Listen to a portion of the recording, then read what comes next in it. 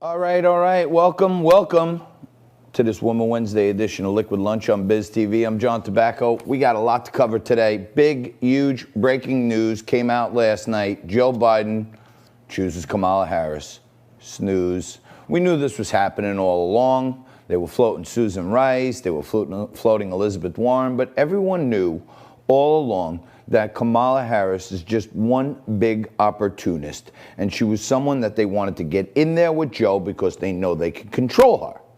And if you're not sure if she's a malleable piece of clay that can be told to say or do whatever the powers that be want, the one thing I want to remind you is back in the primary season when Kamala Harris and Joe Biden were going head to head, she was talking about how he was against integrating schools, and she was the little girl, the little black girl that got put on the bus to get integrated, and she called Joe Biden a racist. Straight up, right in front of a full national TV audience, this is what Kamala Harris said. Now, right after that, a bunch of allegations came out that Joe was fondling people and smelling people and hugging people and groping people and all this other stuff. And a woman came out who was a well-respected woman from Nevada, and she said, in Nevada, she said that Joe Biden molested her, or at least attempted to molest her. And when she came out and said this, it was national news for about a minute. But more importantly, at that time, she called Joe Biden a racist, okay, and she said he stood with racist people. And then she also said that she believed his accusers who accused him of fondling, groping, assaulting, and all this other stuff. And here's a headline from back then. This is back in April of 2019. Kamala Harris said, "I believe them." So these people who came out and made claims that Joe Biden had done a whole bunch of weird, pervert things to them, Kamala Harris came out and said, "I believe them, and their stories need to be heard." So now you want to talk about the bigger conspiracy that I've been talking to you about for months now, going back to the primaries. At the time, if you remember, somehow or another, Pete Buttigieg won Iowa, and he used this. He was working with this company that was formed by a bunch of Clintonites. And they had contracted with the Iowa State Democratic Party to count all the votes, and then all of a sudden this software that they bought was all glitched out, and Biden doesn't win, okay? And then all of a sudden Buttigieg is the nom du jour, and everybody's talking about Buttigieg, and they're talking about everybody else, and then all of a sudden, out of nowhere, as soon as they got a pry bar in on Bernie Sanders, because Bernie Sanders had an actual movement going with actual human beings who believe in what he's for. Not that I agree with it, but Joe Biden's been in office for 45 years, and he's got a constituency of none. He's trying to get Barack Obama's people to be with him. Now he's bringing in Kamala Harris. The one knock against Joe Biden that people cannot forget is, and he's bragged about this publicly, he was the author of the 94 crime bill. The 94 crime bill put hundreds of thousands of minorities in jail for 25 years for minor drug offenses. And I'm not for drug offenses, but somebody got caught with a small bag of weed, okay, and they were part of a larger conspiracy or something, nonviolent crimes, and they went in jail for 25 years. At the same time, Joe Biden passed that bill, and then a few years later, Kamala Harris was, as many know, she was the side piece. She was the gumata to Willie Brown of San Francisco. He was 60. She was 29. They had an outward relationship where she was his public girlfriend while he was married to someone else. He appointed her to 2 high-level positions, which were appointed positions, and then put her in position to run for Attorney General. When she became Attorney General, she threw and prosecuted thousands and thousands of minorities under Joe Biden's crime bill. We'll talk about this a lot more today. We got a great show coming at you. Zen Sams is going to be with us next, right after this.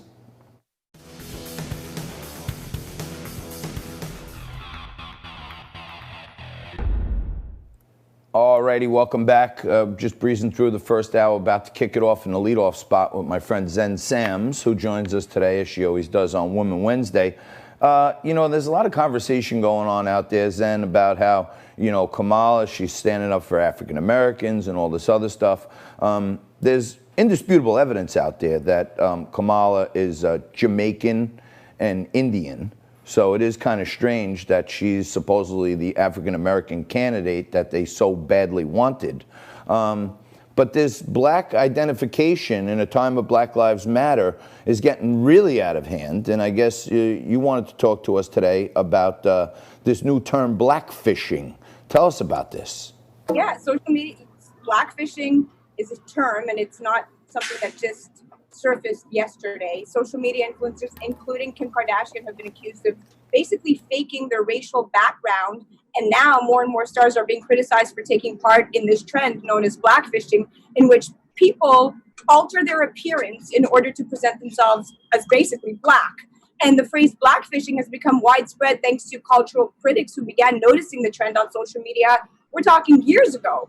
The word has now been co-opted on social media and is being used more widely to describe the phenomenon and its effects on basically a community. So it's a thing. Now, first, a petition to remove Kylie Jenner from Cardi B's WAP music video, and now Rita Ora is facing heat because people are just realizing that both of Rita Ora's parents are white, and now she's being accused of blackfishing. Do we have Rita Ora's picture? Yeah, there it is. There's Rita Ora. She does look like a person of color, or at least. So she's been accused of intentionally cultivating the assumption of being black, but others have blamed her label because Jay-Z's Rock Nation is the label she signed to, and the singer has been, marketed as racially ambiguous, or even, Rihanna 2.0. She's 29 years old. Her family is from Kosovo, a self-declared independent country in the Balkan Peninsula, which consists mainly of Albanian and Syrian people.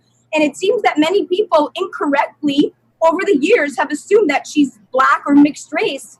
So there's been a tweet calling to her parentage and accusing her of blackfishing. Now it's racked up nearly 100,000 likes and 20,000 retweets on Sunday. A lot of people are mad finding out that Rita Ora isn't black at all, and both of her parents are white. People had said it's so trippy. The girl's been blackfishing.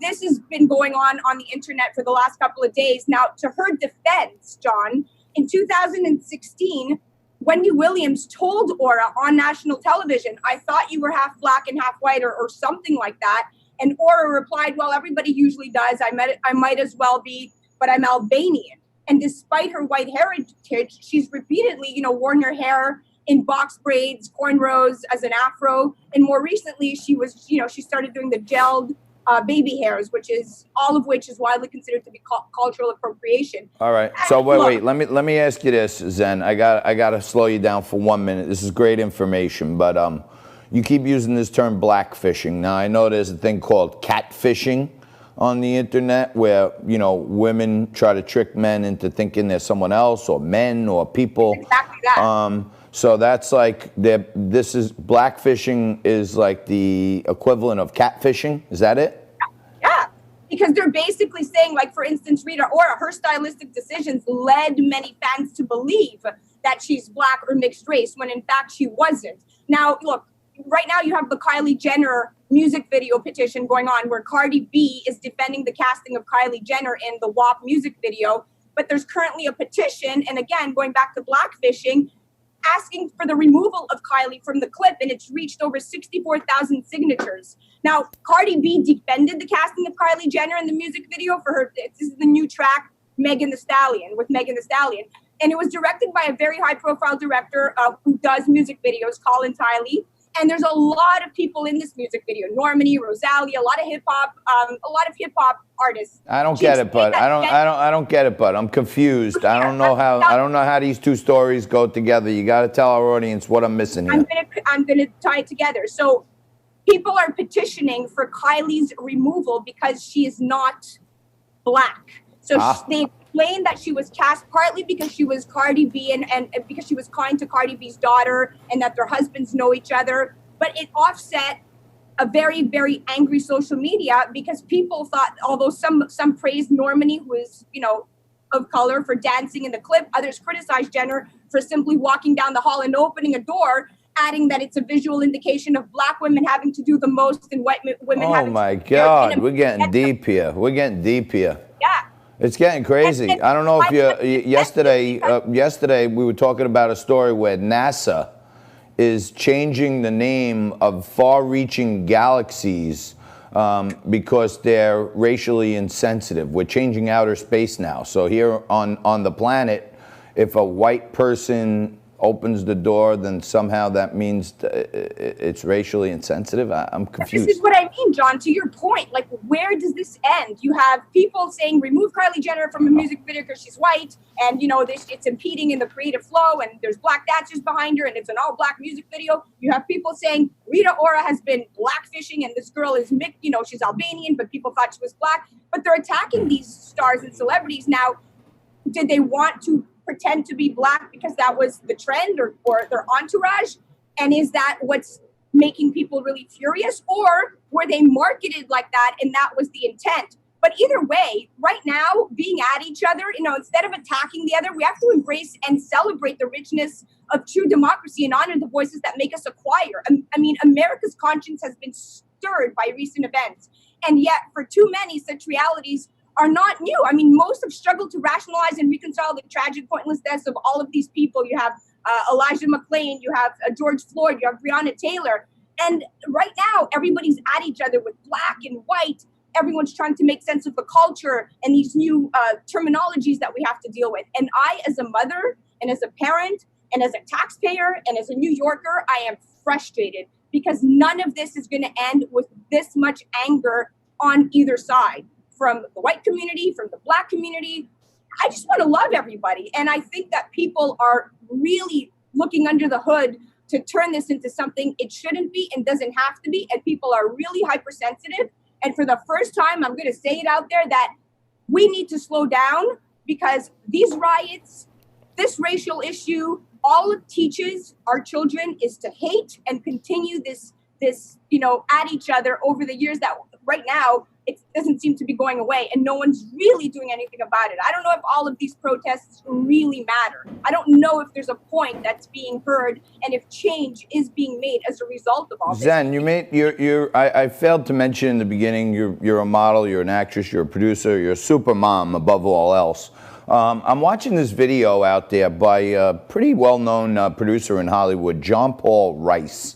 And he was involved in Harold and Kumar and a whole bunch of movies that he did, okay? And he put out this movie like a year ago called A Child's Voice, and it's talking about human trafficking and sex trafficking, and now he's talking about how Amazon just took it down a year later saying it was inappropriate content and all this other stuff. But one of the key things that he talked about, and he said he's been in Hollywood 20 years, he turned a blind eye to things, but now he's realizing what he saw and what he knows, and he has to talk about it. And he says, when a child, our world is born on love. And he says, when a child is born, no matter what, before anything happens to them, they're born with a love inside them. And especially for their own two parents. And he talks about how crazy it could be for parents to actually destroy that and give their kids up for sex trafficking and all this other crazy stuff. I think the divisions we see lead back to our politics because I think there's two societies going on and people want Trump out of office and they want the status quo where people aren't looking under rocks to go on anymore. And I think they are trying to divide us for that very reason. You're right. You're 100% right. And when you do have Hollywood film producers, or John Paul Rice, and it's not that he's not Scorsese, but he's known for famous movies. And these movies, like A Child's Voice, speaks up on child trafficking in the entertainment industry. And I think that right now, the exposure that he just made, I hope he doesn't do something, crazy and take his own life because there's a lot of heat that's about to come down on this man. A lot. Yeah, well, I wouldn't be surprised because it seems like everyone that actually starts talking about this global sex trafficking story winds up coming to some untimely and curious death. But he seemed pretty sane. I got some clips of it I'm going to show a little later on in the show. But you're always right on the money. Perfect timing. Let me ask you this, truthfully. You know of any evidence at all that Kamala Harris is actually African American? I don't. I mean, look, Kamala Harris right now, I don't want to, it's Women Wednesday. And although, all I know is that the way that they've marketed her, again, African American, Asian American, from Oakland County, Right. California, that's all I know. But All I right. don't have any So, evidence. Yeah, I get it. I mean, it is a good day for women. The other stuff is all fluff and promotion, but Why is there something brewing about that? I don't know. Look, We'll see. But we got to leave it there, Zen. We're going to run out of time, and you're the best. Thank you so much. Check out Zen Sam's all over. She's on social guys. media, Take Zen care. Sam's. Quick break. Coming back right after this with some news of the day on Ilhan Omar.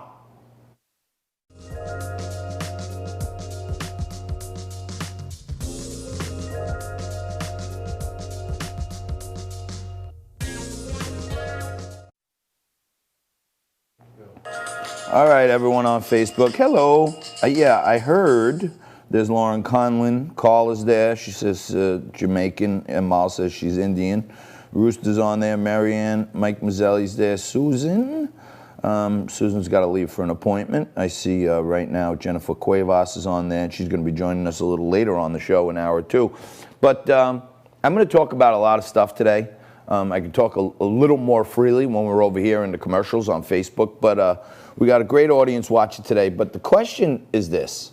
We're talking about someone of the moral turpitude who was the public girlfriend of a married guy who was the mayor of the town. Okay, he was the mayor of San Francisco.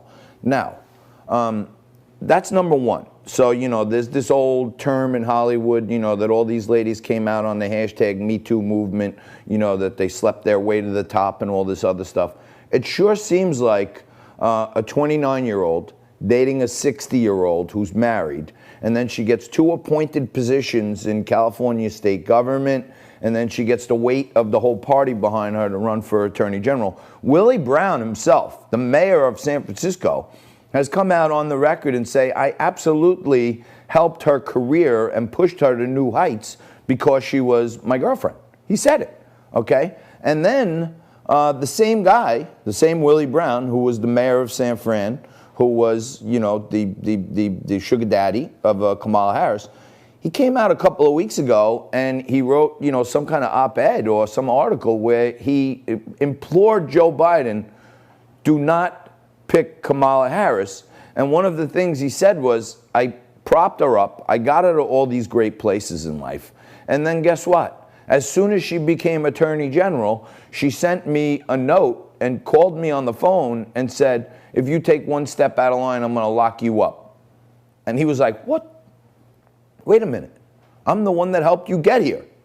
And the minute she was there, bang. So if you don't think that the powers that be out there are putting Kamala Harris in there because they know they can control her, you need your head examined, okay? And I would say, I talked about this guy, John Paul Rice, this Hollywood producer who's coming out and outing the whole Pizzagate scandal and the child trafficking scandal, and he's talking about in his 20 years of Hollywood, he's seen things done to kids that would make your stomach turn. This guy is talking about how the government wants to keep control with the people they put in place who are controllable. Joe's demented. There's no doubt about it. So they know they can control him. Now they put Kamala in there, and she's already sold her soul because, number one, she admitted on national television that she believed Joe Biden was a racist. And number two, she admitted in the national media that she believed Joe Biden's accusers that he was a sexual predator. So she said he's a racist and he's a sexual predator. And then she signs up to be his vice president. So what does that tell you about the person? It's pretty friggin' scary if you think about it. And she's in there for a reason, to be manipulated and molded. We're coming back on Biz right after this.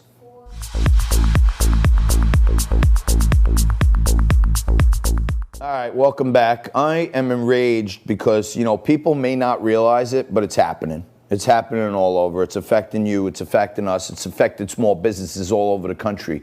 There is no possible way that we went from the Mueller probe where the Democrats in Congress and the elite in America tried to get Donald Trump out of office. Then we went to the impeachment probe, okay? And again, they tried to get this guy out of office. Then we went right from the impeachment. He got out of impeachment. Boom. We got coronavirus. Everybody lock it down. No campaigns, no nothing. And then we go in the middle of the coronavirus, when that looks like it might just be subsiding, the George Floyd protests start. Okay? And if you don't believe that there's some big puppet masters behind this whole thing to keep us as divided as possible, to try to sway the election, so that Joe Biden and now Kamala Harris can be part of the cabal and make sure that all the craziness that goes on at the upper levels of Hollywood and government, and they are connected, they want the status quo back. And it's odd to me that Joe Biden's been in office for, I think, 45 years at all levels. Okay, Nancy Pelosi's been in there for 40 years. Charles Schumer's been in there for 30, 40 years.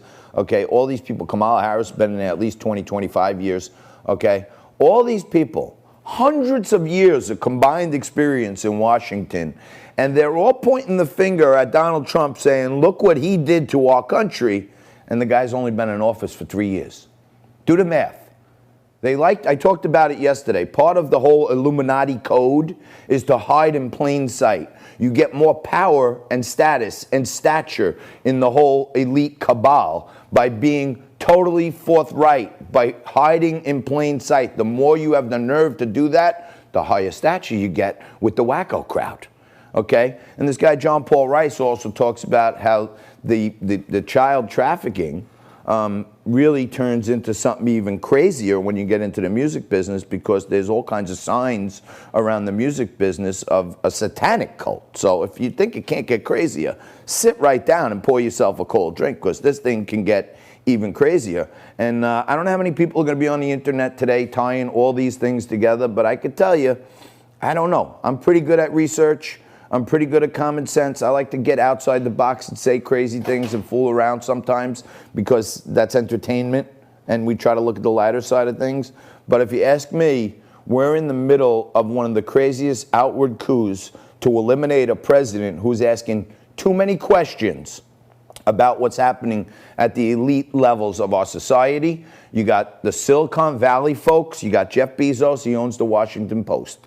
Okay, you got Mark Zuckerberg. He owns Facebook. You got Jack Dorsey. He owns Twitter. Okay, so now you start taking all of these companies. They're all in Silicon Valley. Okay, they're all in California. And they're all part of this major manipulation machine, which is becoming social media. And they're all behind Joe Biden. What has Joe Biden done for them in 40 years? Well, if you don't know this, many of the big companies, these big, huge monster companies like the Amazons and the Googles and the Facebooks of the world, they do all these government favors and projects and stuff, and they get crazy, crazy tax relief. Most of the companies that are taking billions of dollars out of our economy every day, they're all on some really kind of favorable tax codes, which help everyone. Now, Jeff Bezos, he's in an interesting position because he is one of those Silicon Valley guys. He started the company from scratch, I'll give him that, but he found the magic key at some point. And Bezos now owns the Washington Post. So anything you read in the Washington Post, let's not forget, it's coming from Silicon Valley, from Jeff Bezos and all his boys. And it just makes sense that the former Attorney General of California, who's probably been doing favors for years and years to all these wackos out in Hollywood, she turns out to throw away all of her morals, or whatever morals she may have still had left, and disregard the fact that she's called Joe Biden a racist and a sexual predator, and now she's his vice presidential candidate. So I don't know.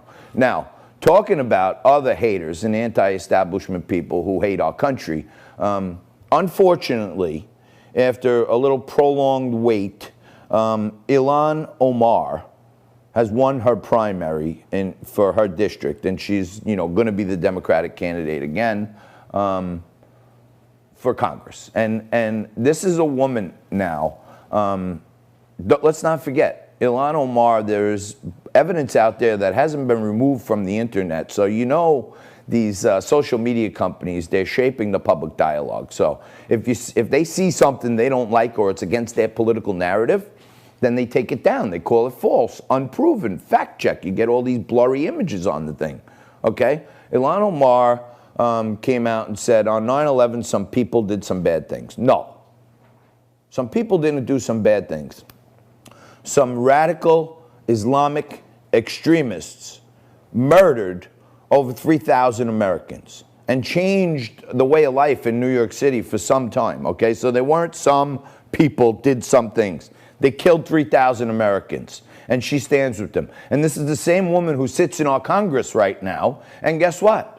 She's for the implementation of Sharia law. So you got Joe Biden running for president, and he's telling the Muslim community, we need to teach more Islam in our schools, but you can't say the Pledge of Allegiance. So from the top, he's there with Ilhan Omar. Let's not forget that. Okay, that's number one. Now, Joe Biden's been in office for, 45 years or so. What's he going to do now? Okay, because Ilhan Omar, Alexandria Ocasio-Cortez, Bernie Sanders, Beto O'Rourke, and Kamala Harris have all jumped on the bandwagon with the progressive left of all lefts.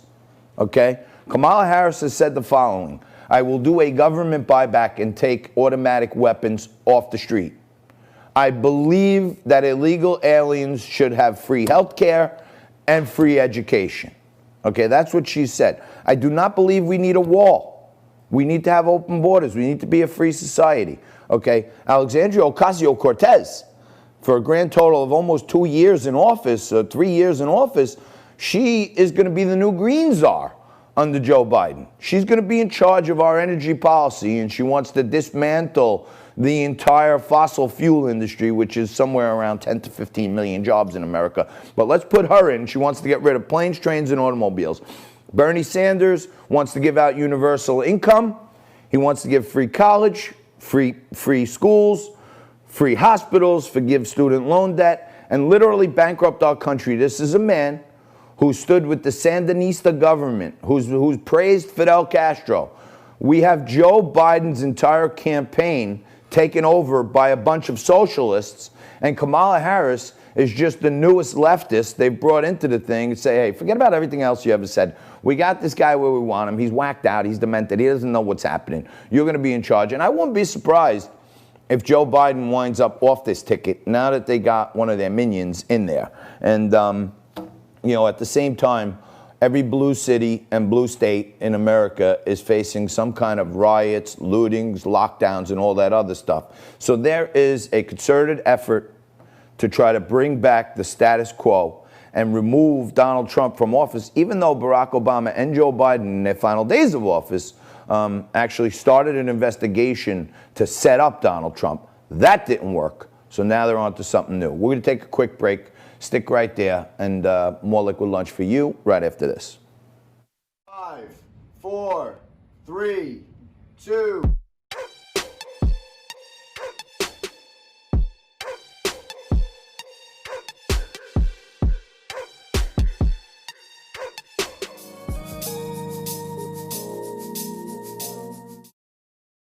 Welcome back. You're watching Liquid Lunch on Biz TV. Lots going on today. Dow up 265, Bitcoin at 11.5, so the markets are feeling good today. I'm feeling good, but there's a lot to talk about and a lot you need to know. And you got to understand why they picked Kamala Harris here, because she's the tool of the left. They know that she's morally corrupt and morally bankrupt, and she's just a hollow vessel that they can control this whole presidential campaign. That's why she's in there. That's good news for Trump, okay? Good news for you is we're joined right now by Kathy Barnett. It's her first time on Liquid Lunch. She's the author of Nothing to Lose, Everything to Gain. Her second time on Liquid Lunch, my apologies. And her book is Nothing to Lose, Everything to Gain, Being Black and Conservative in America. She's also a candidate for the U.S. Congress in the 4th District of Pennsylvania. Kathy, you heard a little bit of my stuff on Kamala Harris. I'd really love to hear it from an African-American woman seeking office. What does this appointment mean to you? Yeah, there's so much to say. There's so many places I can start, but I guess my first thought was, go figure, Biden found someone who can be his running mate that has perhaps done more damage to the minority community than he himself has. I mean, when you take a look at Kamala Harris, I mean, the hypocrisy of her being the vice president will keep on giving all the way through November 3rd. Let's remember when she was the attorney general of California and as a prosecutor in California, she participated in some of the most aggressive, tough on crime stance than any other place in the nation. There in California, while she was there sitting as attorney general and as a prosecutor, uh, Black men were incarcerated at a rate of 5 times their actual rate in the population itself.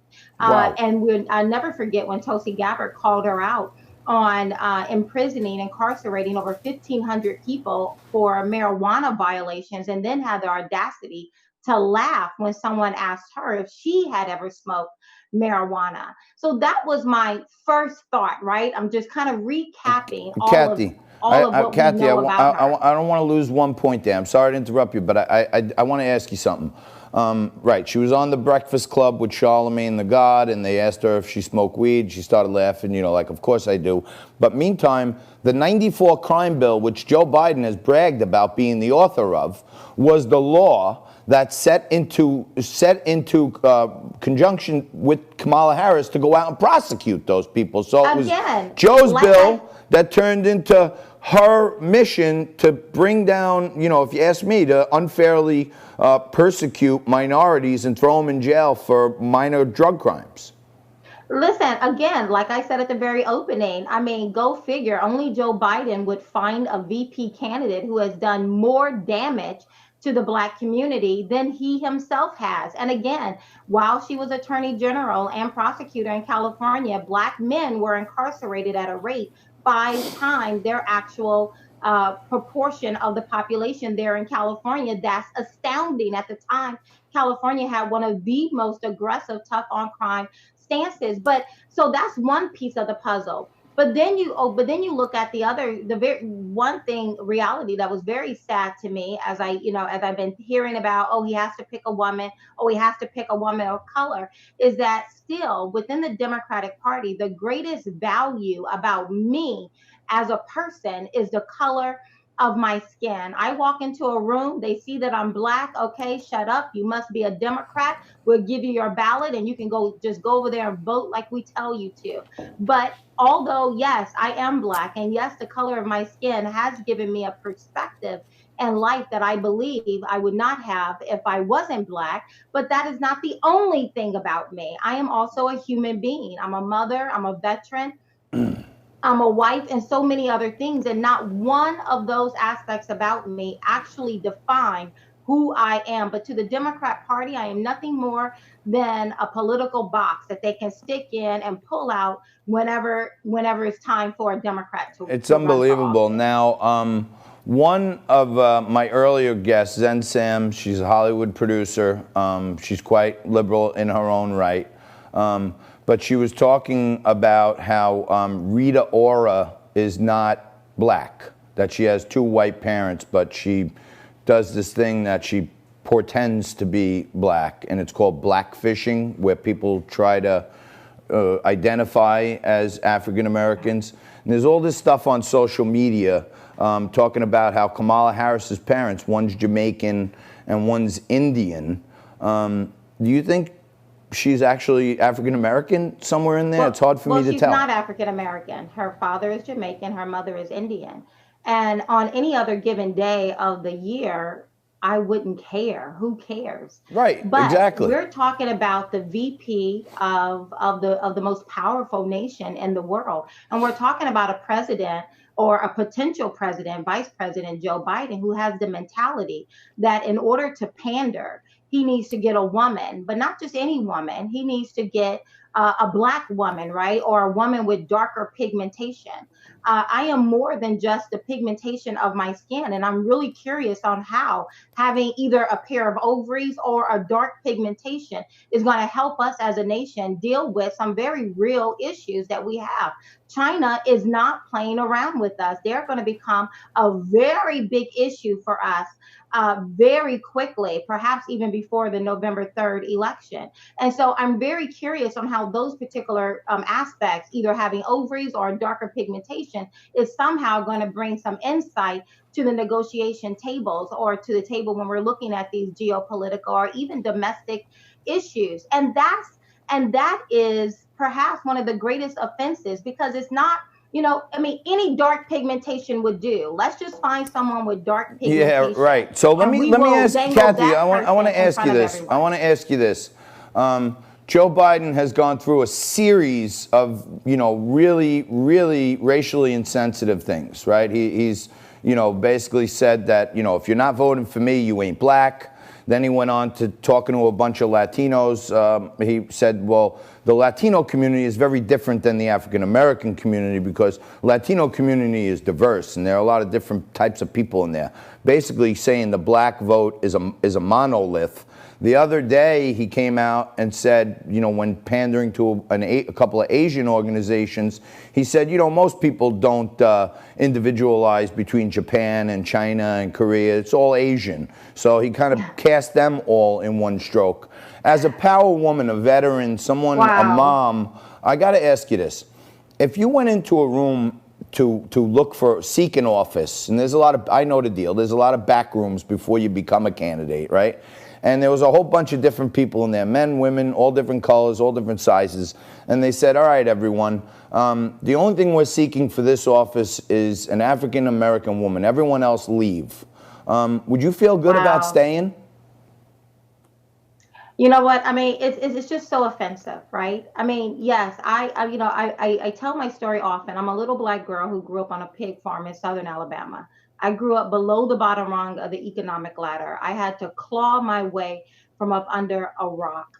And I stand on the shoulders, like we all do, some very mighty giants. My great-great-great-grandma, Grandma Rhoda, born in 1846, she was born a slave. I have the blood of slaves coursing through my veins. I do not take my history as an American or a black person lightly. And to see that you have someone like Joe Biden walk into a room and say, oh, let me see, what are my best chances? Okay, I need a woman and I need someone with darker pigmentation. And they're going to use Kamala Harris as a tool to manipulate the rest of the culture. Because again, remember what he said. He didn't say Latinos are just diverse in the nature of location, but that they are diverse in thought. So when he's speaking to the black community, and he believes that we are one big monolith in the way that we think, hey, a dark-skinned person, a darker pigmented person, then hey, that's fine, that's good enough for us. And he will use Kamala Harris as a tool to manipulate not just the black community, but the American community as a whole. Yeah, I mean, I was shocked that he would be so politically inept to say, if you're not voting for me, you ain't black. And I mean, just think about the arrogance of that for a white man to pull out his measuring stick and think he can measure my level of blackness. I know exactly who I am. What Joe Biden doesn't realize is that slavery days are over and Jim Crow law no longer exists. So you don't get to tell me who I am, how I should think, or how I should vote. I get to do that on my own. And that's something that the Democratic Party just have not really come to terms with, is that we are free now. And as the black community, I speak to you and tell you to get out of your emotions and recognize when people are manipulating you for your vote. And that's it. I thank you so much. You got to go check out Kathy Barnett. You got to, hopefully the Candace Owens of the world and the Charlie Kirks of the world hear more about you, and I'm going to do anything I can to help you too. Thank you so much, Kathy. We really appreciate it. Thank you. Have a great day. All right. Have a wonderful day. You're having a wonderful day if you're sticking right there, because we got a lot more to cover. You're not going to believe it. Aunt Jemima's gone, but she's been replaced, and we have the evidence right after this. Welcome back, folks. I've been taking my makeup off every day with the coronavirus wipes. How's it working? I'm still corona free. Couldn't you even wipe your fake tan off? Well, that's because that's not a fake tan. That's a real tan.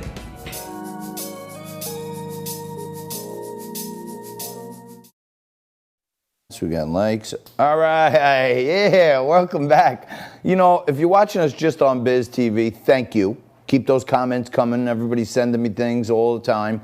But our social media is starting to blow up, and we're trying as hard as we can to get our truths to another level. The way you do that is you have to break these algorithms on these crazy social media platforms. So comments, likes, thumbs up, thumbs down. If you could help me out, I would really appreciate it. It's helping us a lot, and we're getting our message to a wider audience.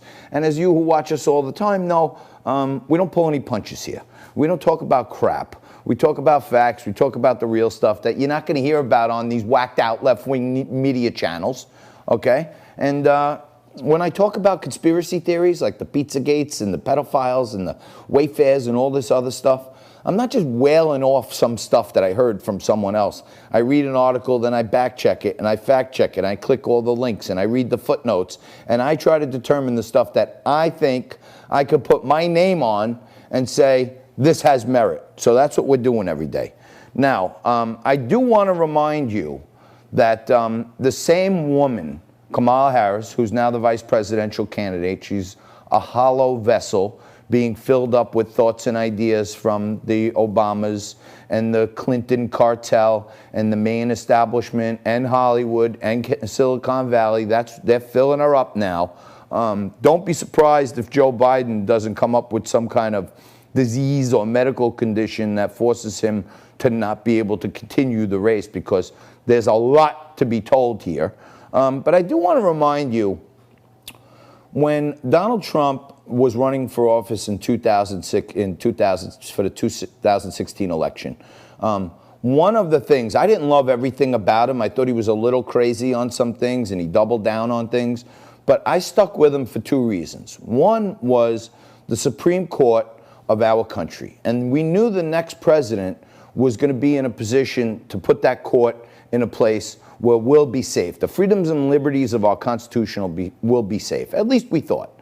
This guy, Chief Justice John Roberts, has turned out to be quite the flip-flopping liberal. But in any event, that was, for me, the main thing. We need the Supreme Court to protect our Constitution. We got two judges on the court so far, okay? Ruth Bader Ginsburg is still somehow alive. I want to get some of what they're giving her, because this lady, she's like two cats. She's got 18 lives. She still keeps living, and I hope she lives forever. But I think at some point, her spot may become available. Maybe she's got to step down. Maybe she's waiting for the election to come. But way back when Donald Trump was trying to put Brett Kavanaugh, a respected judge, a clerk on the Supreme Court, all levels of his judgeship was nothing but stellar, okay? The left wing created this narrative, which has all been proven to be false, okay? Dr. Christine Blasey Ford admitted later that she didn't remember most of this stuff, and she read accounts of other Jane Does, and it wasn't her. She never could pinpoint Brett Kavanaugh. But they took this man and his family to the mat and said that he was a rapist, he was a molester, all this other stuff, for a guy who was just trying to keep serving our country, okay? And do we have any video of that, Nico, or what? Of Justice Kavanaugh in the hearings with Kamala Harris? Do we have anything on that? Not at the moment, but I can pull it for you. Okay. Now, we also just heard from Kathy Barnett, and there's more than ample evidence out there, that when Kamala Harris was a prosecutor, she was prosecuting 500% more African Americans for minor drug crimes than the whole entire country's attorney generals were prosecuting. She abused her power, apparently, when she suppressed evidence to keep people in prison longer and used them as cheap labor. Okay, so there was something in there where she actually kept people in jail. It's bad enough Joe Biden's 94 crime bill was the thing that put these laws in place to throw people in jail. She also had horrible primary numbers. In the primary, she fizzled. She took on Joe Biden the first debate. She gave him a crack in the mouth. Okay, he was like stumbling, and he tried to fight back. He said, "No, I'm out of time. I'm out." He gave back the rest of his time. Okay, and then after that, she fell right off the map. She wasn't really ever a factor in the whole thing. And now somewhere along the line, she has convinced the powers that be and the progressive left that she can be their vessel. She's a vessel. I'm telling you, she's a vessel. And, you know, if you look at Barack Obama's endorsement yesterday of Kamala Harris, straight boilerplate. She'll fight for the little man, so years of service.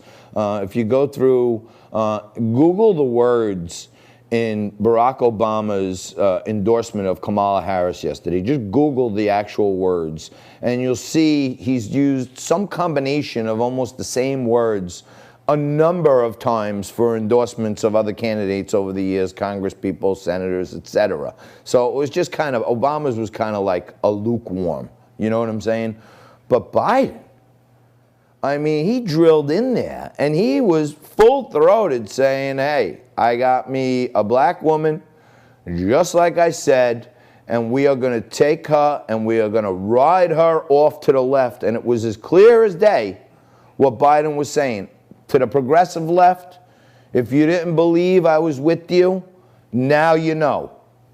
And if you don't know, now you know, is basically what he said, him and Jay-Z. And, you know, Jay-Z's another one. He's got all these different things in his videos with all these satanic symbols and representations and the pentagram and the eye, and they're always like this and doing all these signs and everything else. So, you know, if you don't know, now you know, is what Joe Biden just said to the whole progressive left. And just a few weeks ago, one of Bernie Sanders' top campaign surrogates when he was running said, voting for Joe Biden is like eating a half a plate of turd. Okay, I can't use the word she said, but you get it, okay? And she was kind of signaling that the Bernieites were not happy. Because it's like halfway there. We know Bernie should have won. We know James Clyburn and Barack Obama got together to give Joe Biden the South Carolina primary, and that turned it all around for him. And that's where he made his deal with the devil. They said South Carolina was the firewall if Joe doesn't make it past there. And Barack Obama called up James Clyburn and said, listen, we can't have this guy Bernie Sanders get into office. There's no way, man. We can't let this guy in. We have to give him all the donors. We have to give him all the emails. We have to give him everything. And we can't let this crazy leftist get in there. We need Joe in there. And James Clyburn came out. Boom. Back Joe Biden. He won. Buttigieg dropped out. Elizabeth Warren. Everybody started dropping out. And the die was cast right there. And now they have put the perfect antithesis to Joe right next to him. Quick break, second hour of Liquid Lunch coming at you right now.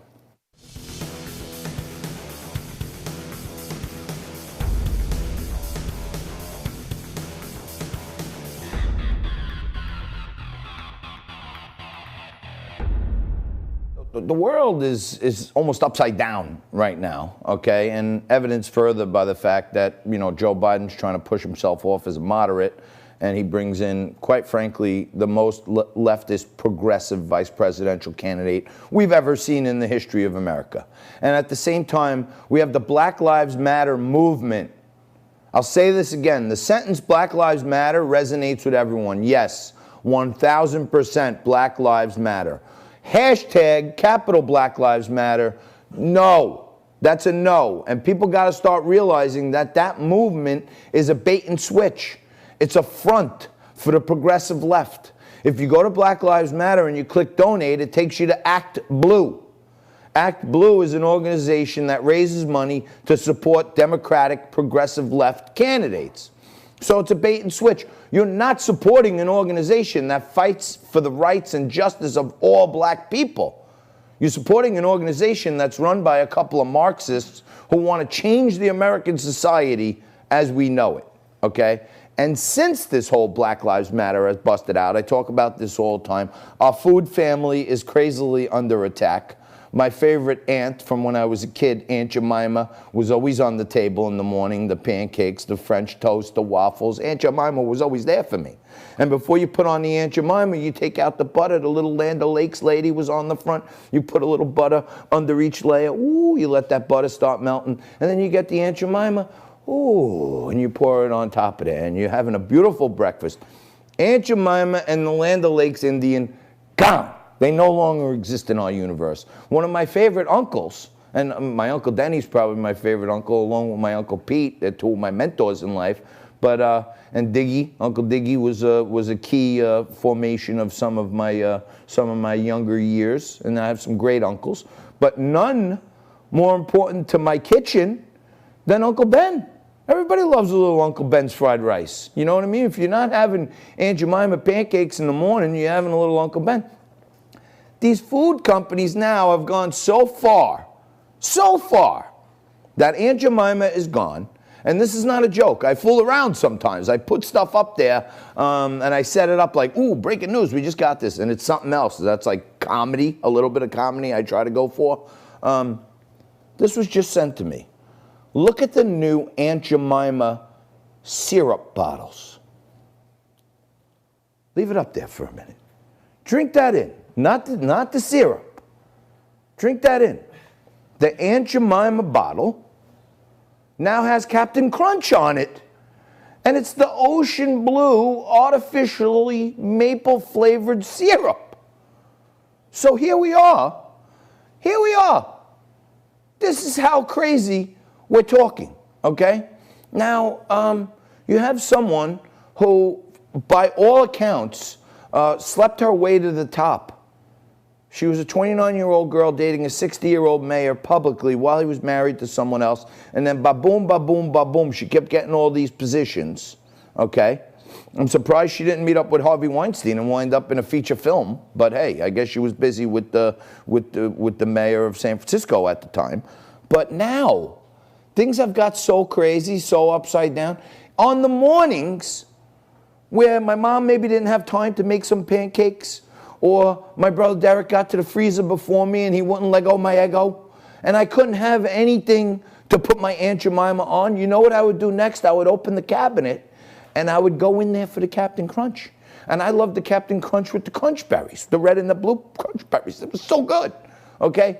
Now, these morons, aside from the cancel culture, taking Aunt Jemima out of our life, I'm already having separation anxiety. Now I'm supposed to confuse my kids and tell them that it's pancake time, but you're going to have Captain Crunch? It doesn't make sense. The bottle says Aunt Jemima, there's a picture of Captain Crunch. And you know what, by the way, Captain Crunch is white. I don't know what that means to white people, but you got Aunt Jemima represented by Captain Crunch now. And if it doesn't get crazier than that, I don't know what does. It's probably going to get crazier right after this. We're going to talk about your stocks. We'll talk about your portfolio. Talk about how you can make money in a crazy market with Joe Hagan right after this.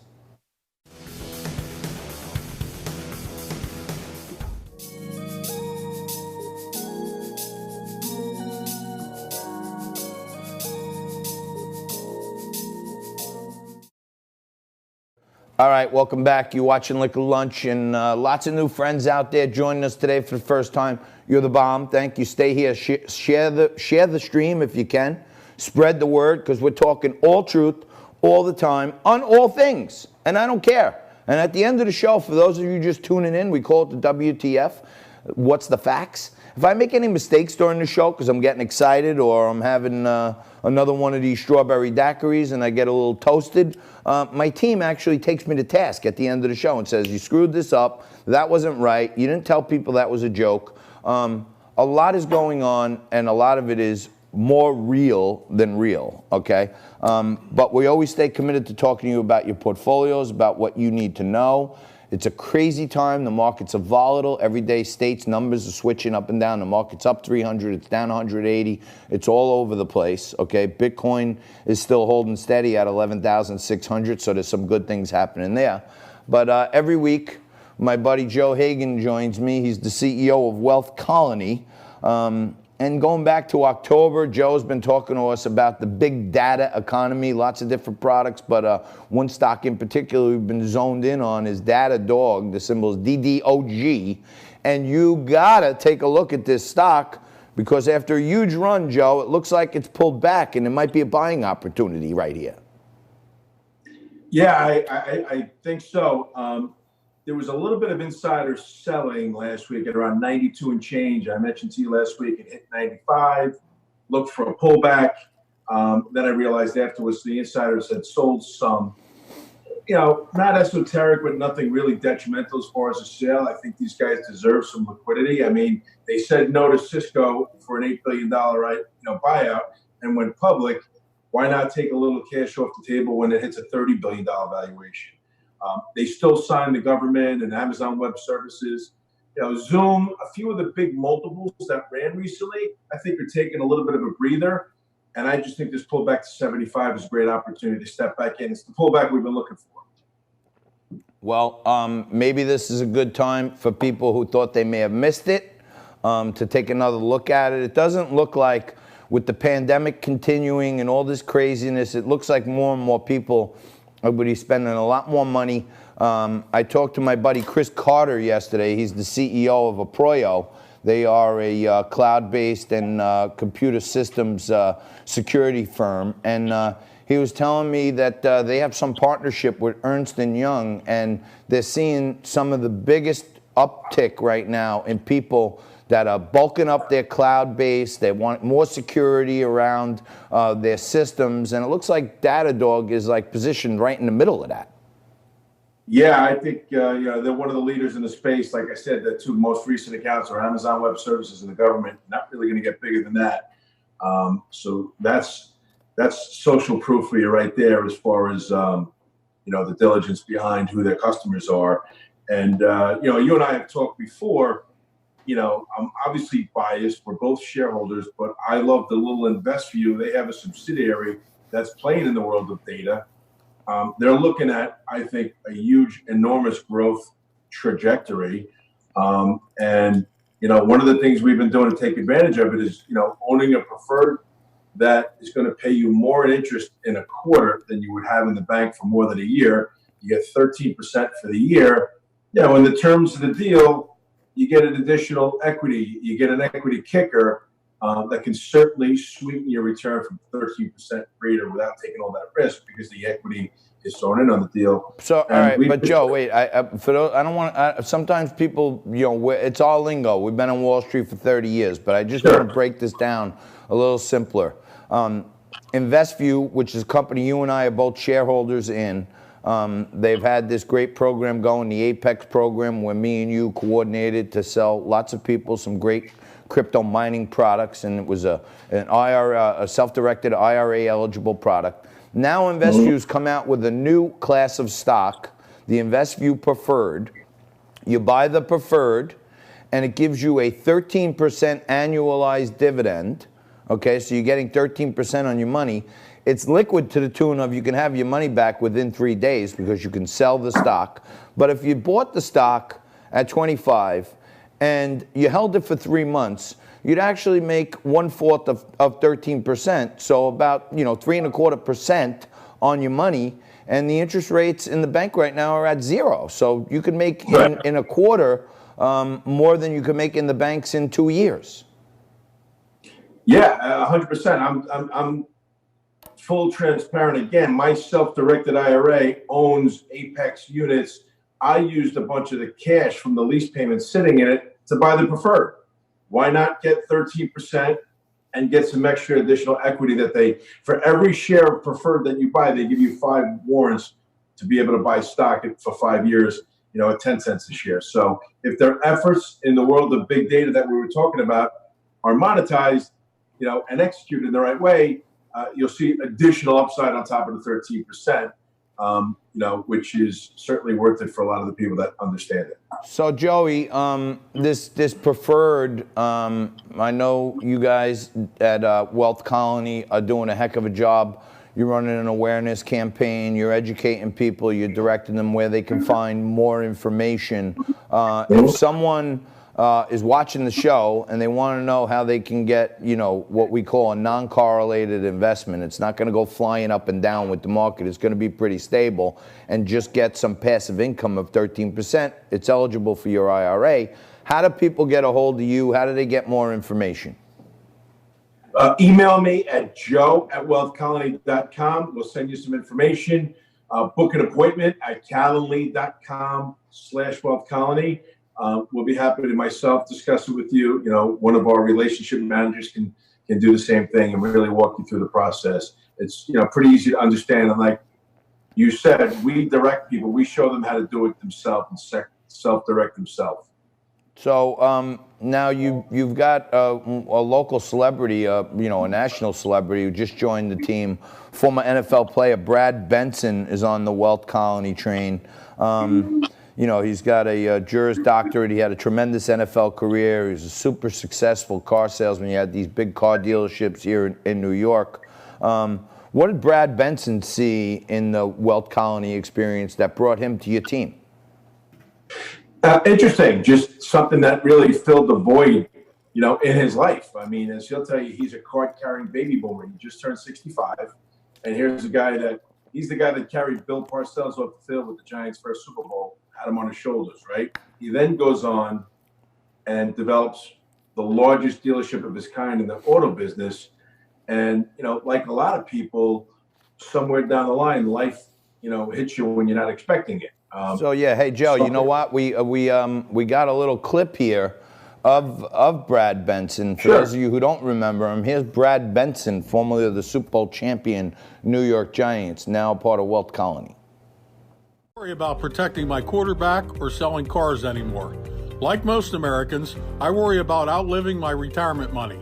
It's actually the #1 fear in my generation. And believe me, this coronavirus has served to intensify this fear.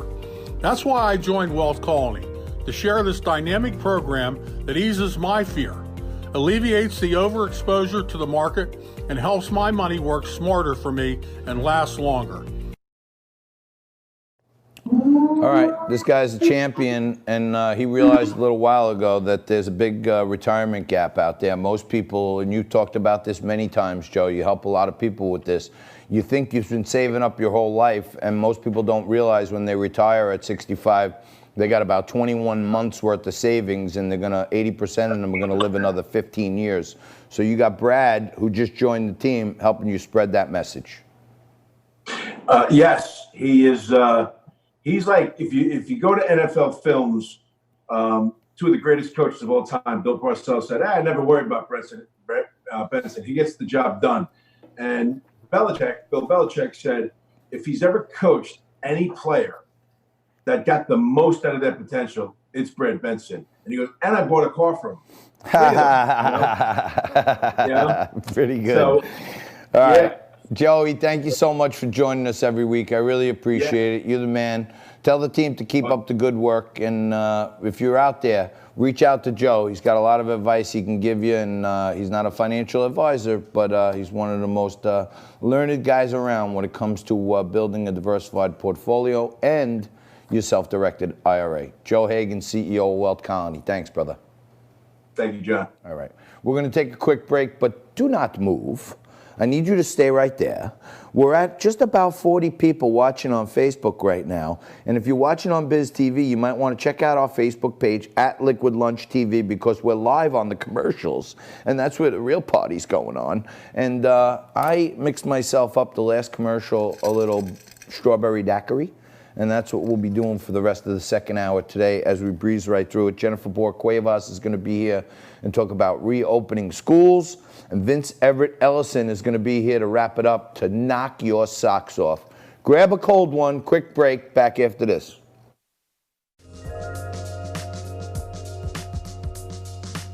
All right, it's not as hot today in here, as you can tell by me not perspiring through my shirt, and I am having a cool, refreshing drink, polishing off the rest of this strawberry daiquiri mix. You should join me in a drink during the show. It's kind of fun. If you're having a drink, throw a picture in there or send us in a comment of what you're having to keep things cool. And, my next guest is a very good friend of the show. She's a great, loyal watcher of the show all the time. There's a little community building in our comments of all the different people who watch the show regularly, and they're actually becoming friends because we're people of common thought, and we can have, opposite thoughts sometimes and still talk about it. But we all agree on food, and Jennifer and others, Amal and Marianne Semino, they put these dishes up, Rita, of all these foods they're making, Susan, and they make me starving sometimes, and I'm banging on my mother's door next door. But on top of being a great chef and a great mom, Jennifer Borg-Cuevas joins us right now. She's a licensed clinical social worker. She's a disaster mental health professional. She's been with us many times, talking people through this whole pandemic, this whole corona lockdown and everything else. And she really came to the forefront as one of the voices of Parents Against Distance Learning. So she's been on top of this let's send the kids back to school movement for a while. And now, Jen, here in New York, they're saying the kids are going back to school, but I don't believe it. What do you have for us? You should not believe it. And for the first time on your show, I have my drink. There you go. All right, fantastic. Everyone should join us in that. I mean, there's nothing wrong with a little cocktail in the middle of the day here. Okay, so here it is. All Governor Cuomo did last week on Friday, he's known for his Friday announcements, was give the green light for the New York school districts to try to roll out their plans for to reopen in September with 3 different plans, with hybrid, which is a blend of in-school and at-home remote, 100% remote, or 100% in the building. Okay. So wait, let me just break that down for 1 minute. He basically put out a Chinese menu, a multiple choice. You could go sometimes in, sometimes out, or all remote, right? Are they offering the option of all in school? They asked the school districts to offer those 3 plans to the families and let the family choose which plan they wanted. And I think it was about 8% of people had said that they wanted in building. So yes, this has been offered to all of the students and the families, but now it's up to the individual school districts to roll out the plan. So even though he said, yes, you can reopen, there are many, many sort of doors that these districts have to go through before they can even open. So the first step is the district's plan has to be submitted and approved by New York State Education Department. Then it needs to be approved by the Health Department. Then the plans, once they get through those front doors, return to the home district and have to go before the union and get approved, and then have to go before the Board of Ed and get approved. So if they don't get those approvals by September 9th, your kid is not going back to anything. So this might, you know, President Trump was putting out these veiled threats that if they don't open the schools and let the kids go back to schools, then he's going to pull some federal funding, and he was going to give out that federal funding to the parents to make their own school choice. So to me, this sounds like a scam by the governor and the mayor here in New York to say, oh, okay, all right, don't pull our money, we'll let the kids go back to school. But they created these levels of bureaucracy that no one could probably forge within a few weeks. That's right. The process that they had asked the districts to roll out would take a minimum of 6 months to a year to roll out. They're asking them to try to do it in 30 days. So yes, there is a lot of bureaucracy. There's a lot of no good going on in the state of education right now. But you know what? It's bigger than we are as parents and as advocates for our children. We cannot focus on the politics right now as parents. What I want to get across to the audience today is that your child needs you to perhaps think outside of the box of public education, because public education, the way we knew it, is now gone. It is not there anymore. And I'm going to go back to the mask discussion, because in New York State, one of the things that is going to be very, very, they're going to be very tough on is that all children have to wear the masks for a minimum of probably 6 hours a day when they're in the building. Okay, now parents, hear this. Your child's education will only be as good as their ability to wear the mask. Okay? If your child shows that they can't tolerate the mask for the day, your child cannot participate in building learning. And then guess what? You are not allowed until perhaps the new year to switch the mode of learning you chose for your child. So if you chose in building or hybrid, you cannot then choose remote if your child cannot tolerate a mask. So there is a chance your child will not get educated full time if he cannot wear the mask. So the and kids. So wait. Not But Jen, let me. I'm not following that. So they're saying the kids, if all these different bureaucracies approve it, and they say, oh, okay, yeah, health department, board of ed, teachers union, everybody said, yeah, we can do it. Now the kids show up for school, and these poor kids got to walk around all day at school wearing a mask? It doesn't make sense. I mean, Trump got taken to task last week for saying kids are virtually immune. I think what he really meant was that they don't demonstrate the same symptoms as old people, but they can get it. But the kids are almost immune to like excessive symptoms of the thing. The masks, I would think I would keep the kids home from school just on the mask situation.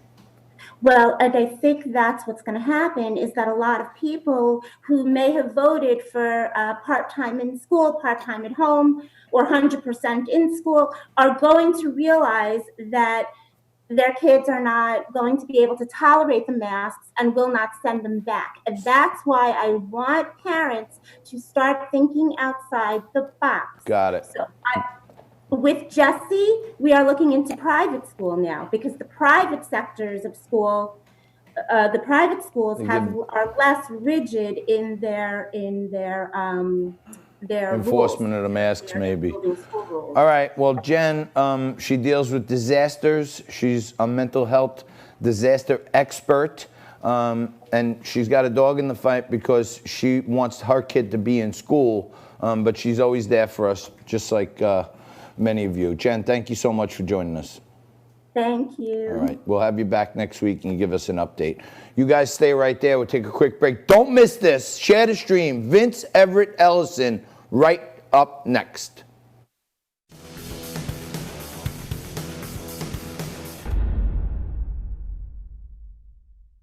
All right. Welcome back. One of the cool things about Liquid Lunch for all those new people that are tuning in today, it's like a group effort. So, you don't hear like Tucker Carlson or Hannity talking about the people that work behind the scenes on his show. They just, keep talking, and they don't credit people and they don't mock people. But I do both. And I like to, bring you in. It's like a family thing. We're like all friends here. We're having a drink together. You get to know who's behind the scenes with us. And you kind of, it's more like you're tuning in to see what your friends are doing today than tuning in to get some talking head reading off a teleprompter. I haven't used a teleprompter in like 15 years, to be honest with you. I just have all these notes here, and I kind of go through them. I make things up as I go along sometimes. And, anyhow, today we're not having a stellar day in the asset category, which happens from time to time. And Vince Everett Ellison was supposed to join us, but Nico had a booking error.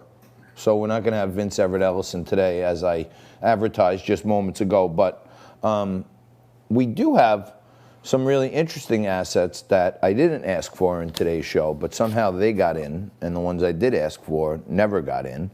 But apparently Trump and his team were sitting by waiting for Kamala Harris to be introduced as the new vessel to stand beside Joe Biden until they decide that he's no longer useful to them. And Trump's team had the ad already, and as soon as they announced it, Trump waited. He held a press conference, and before the press conference was over, the new Kamala Harris ads from the Trump campaign were already running on television. Check this out. Kamala Kamala Harris ran for president by rushing to the radical left, embracing Bernie's plan for socialized medicine, calling for trillions in new taxes, attacking Joe Biden for racist policies. Voters rejected Harris. They smartly spotted a phony. But not Joe Biden. He's not that smart. Biden calls himself a transition candidate. He is handing over the reins to Kamala while they jointly embrace the radical left. Slow Joe and phony Kamala. Perfect together. Wrong for America. So, very interesting term in there, and Joe Biden has said it many times. Transition candidate. Swallow that. Drink it in. Meditate on it for a minute, okay? Transition candidate. So if you get hired in a job and they say, hey, listen, this is a transitional role, what does that mean? Simple semantics. Transitional means you're here until we change over to this, okay? By picking Kamala Harris, he's basically put it all on the table. I'm the transition candidate from moderate Democratic rule, JFK Democrats.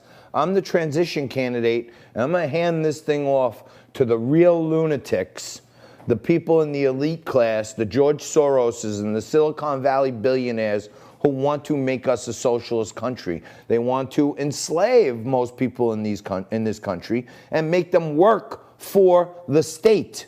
They want to control your bank account. They want to control your cash. You know what? On the cash front, I'm dead serious, okay? I don't know if you noticed this, but during the pandemic, many state bank regulators allowed banks to close branches. So they limited the places you can go to get cash, okay? Then on top of it, the branches were open. They were open only for the drive-through. Most banks, you can only take out like $1,500 at the drive-through. So by limiting the banks and the in-person banking, they've actually limited the amount of money that you can take out of your bank unless you want to drive 50 miles away to find a branch that you can walk in and take out more than $1,500.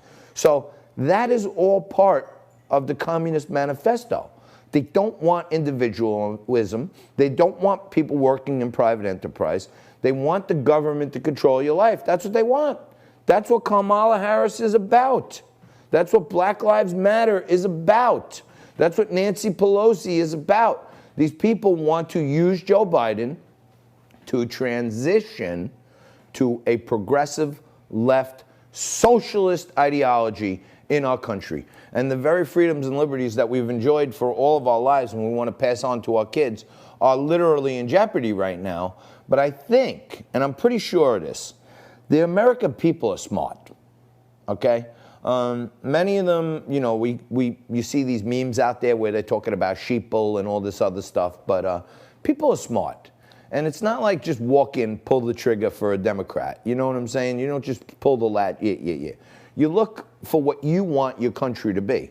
And for the good part of 50 years, the minority communities in this country have just gone in and pulled the lever because they were told that the Democrats are for them.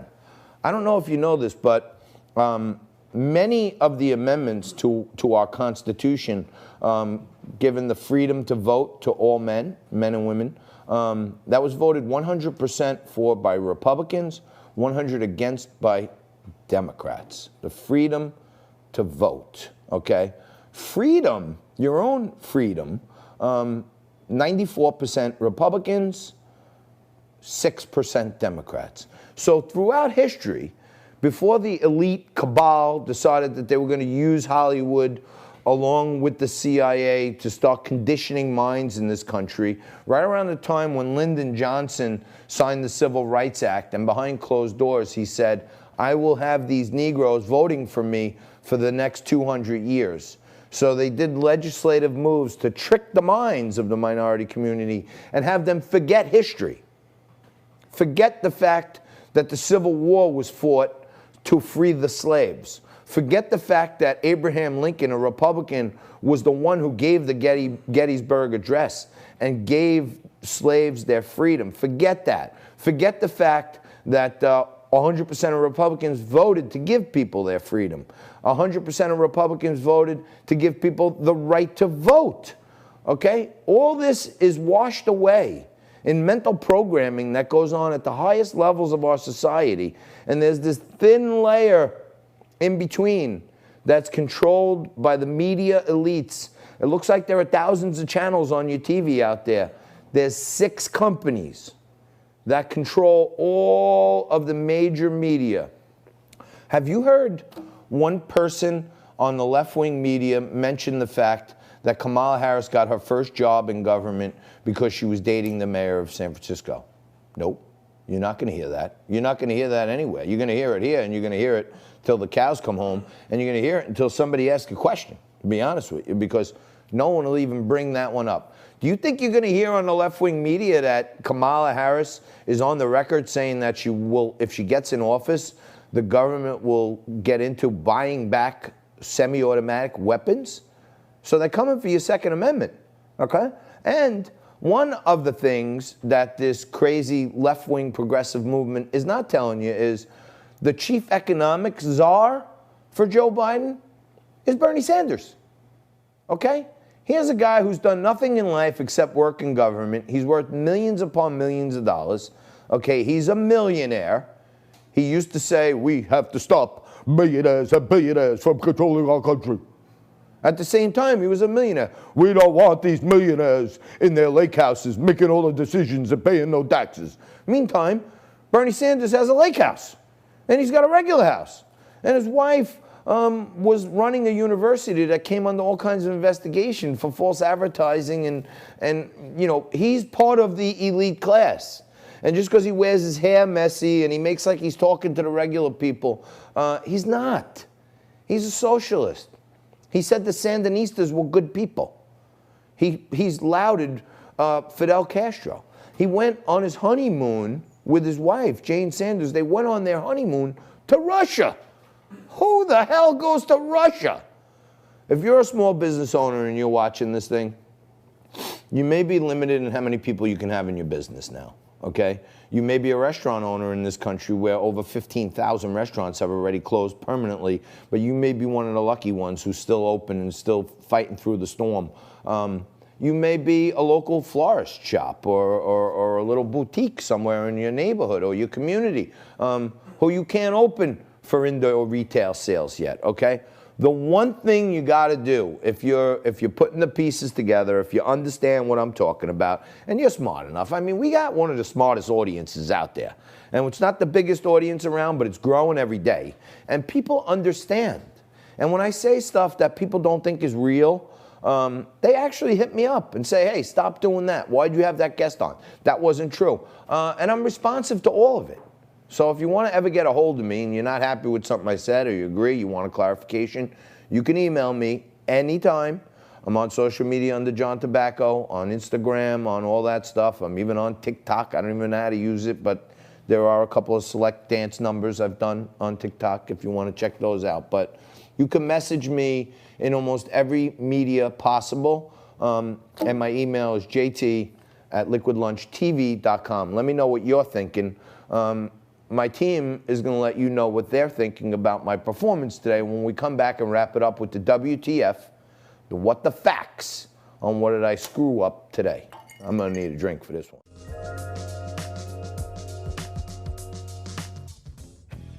For more Liquid Lunch, head over to YouTube, do a search for Liquid Lunch TV, and hit that subscribe button.